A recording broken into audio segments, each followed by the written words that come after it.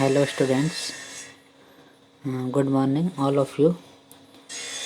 तो आज हम पढ़ते हैं न्यू स्टोन एज से।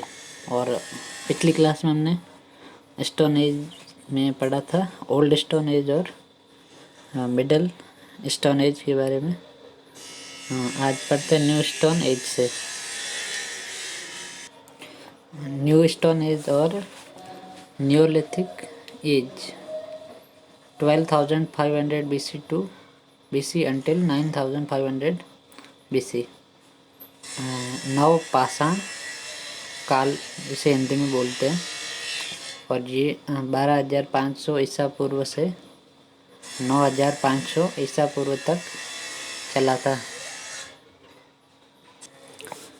Neolithic period began around 10,000 years ago। नव पाषाण काल लगभग 10,000 साल पहले शुरू हुआ था। Remains of this age have been discovered in North Eastern Africa and South Western Asia।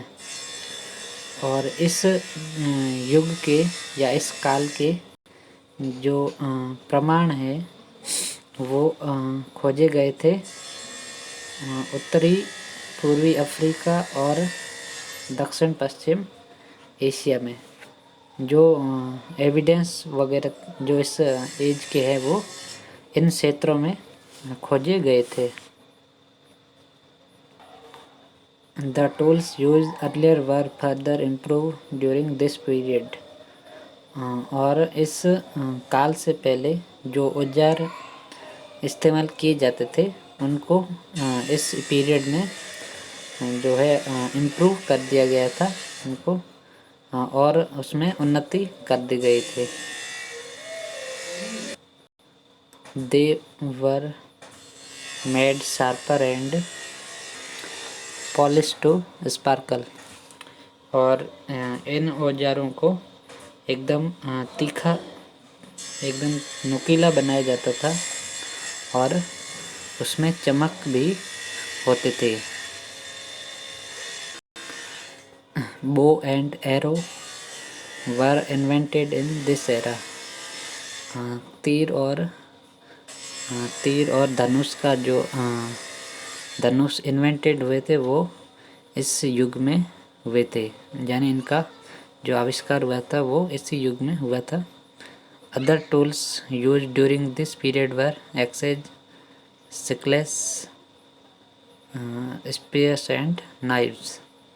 इसके अलावा जो दूसरे औजार प्रयुक्त होते थे वो थे कुल्हाड़ी, हंसिया, भाला और चाकू।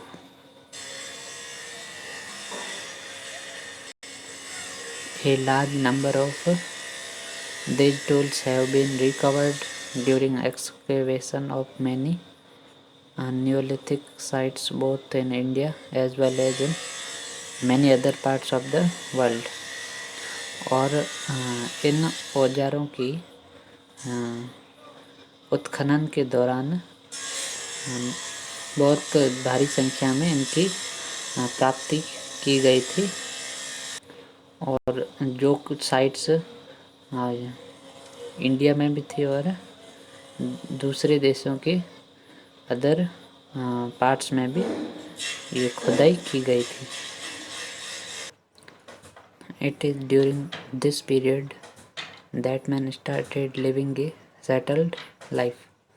और इसी काल से मनुष्य ने एक व्यवस्थित जीवन जीना शुरू किया था।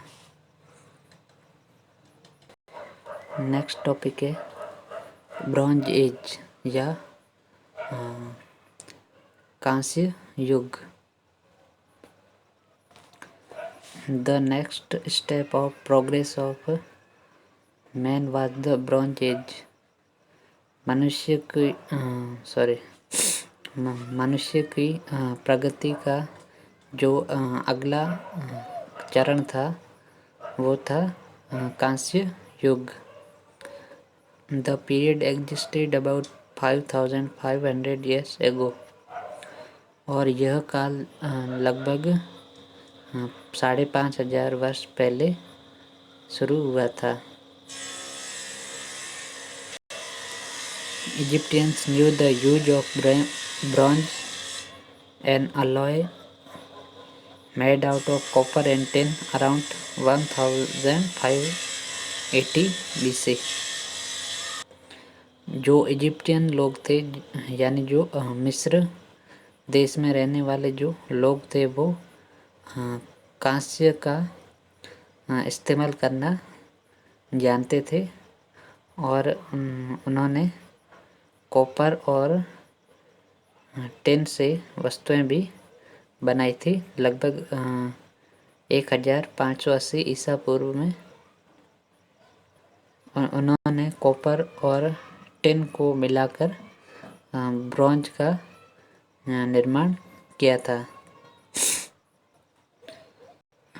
During this age man started smelting and pattern implement from metals, और इस काल से मनुष्यों ने धातुओं को, जो मेटल्स या धातु बोलते हैं जिसको, उसको गलाना और उसको सांचों में डालकर उससे अलग अलग वस्तुएं बनाना सीख लिया था।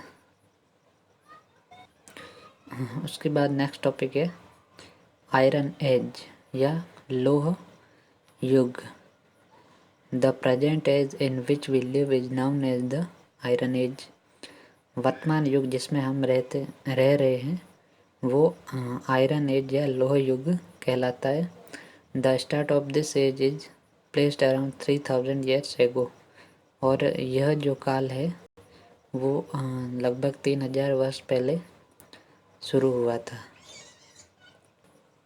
The pioneers in the use of iron were said to be the Hittites who lived along the shores of the Black Sea। जो लोहे का जो सर्वप्रथम उपयोग करने वाले लोग थे उनको हिटिट्स कहा जाता था, और वो ब्लैक सी के किनारे पर रहा करते थे। उसके बाद टॉपिक है इवोल्यूशन ऑफ लैंग्वेज, भाषाओं का विकास। Evolution of language was an important development in the history of mankind. भाषाओं का जो विकास था वो इतिहास में एक महत्वपूर्ण विकास माना जाता है। It has played a very important role in changing the savage man to the civilized man, और भाषाओं के विकास ने मनुष्य को बदलने में उसको सभ्य मनुष्य बनने में उसने एक बहुत इम्पोर्टेंट रोल प्ले किया था। यानी भाषाओं का विकास बहुत महत्वपूर्ण था। Written language is the bridge between the past and the present. जो लिखित भाषाएं थी वो पास्ट में और प्रेजेंट में एक ब्रिज का काम करती है। The first step in the development of language was picture writing. जो भाषाओं के जो विकास में प्रथम चरण था पिक्चर राइटिंग या भित्ति चित्र।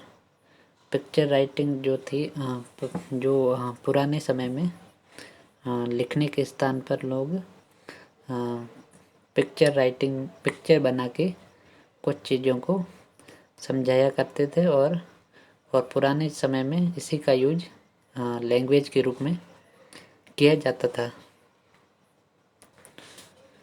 Later it was developed in ideographs in which a whole idea was expressed by means of picture। बाद में यह आइडियोग्राफ्स में इडियोग्राफ्स में विकास हो गया, जिसमें कि पूरे विचारों को एक चित्र के द्वारा एक्सप्रेस किया जाता था। The phonetic and the alphabets were the last to develop. और जो फोनेटिक और जो अल्फ़ाबेट्स है, जो वर्णमाला है, वो सबसे अंत में इनका विकास हुआ था। ओके, आज की क्लास ओवर होती है। Thank you.